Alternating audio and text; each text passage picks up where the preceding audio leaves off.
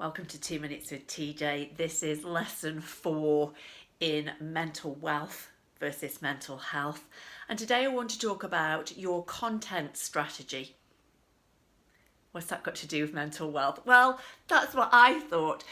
On, I don't know, Facebook or LinkedIn or one of those social media recently, there was a post and it said, what's your content strategy? But I read it as, what's your content strategy? I thought, well, that's an interesting question. What is my content strategy?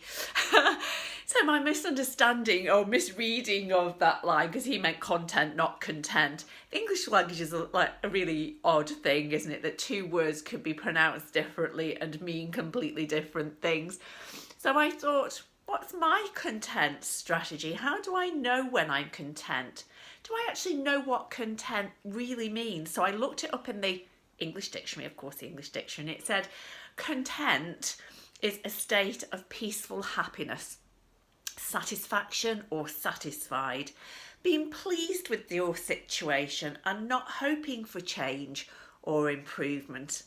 And I thought, how often are we striving to do better, be better, have better, comparing ourselves to other people around us? Gosh, they're doing better than me, they have a bigger house than me, they have apparently more money than me, etc, etc, etc. They must be more happy than me. Somebody made me smile this week when they reminded me of this phrase: compare is despair. I just think that's so true. When we start to compare ourselves with other people, we do start to despair at our own situation, which is ridiculous.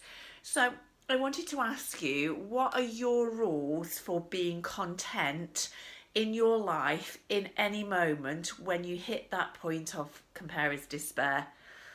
Can you stop and notice what it is that you are satisfied with? What could you be satisfied with?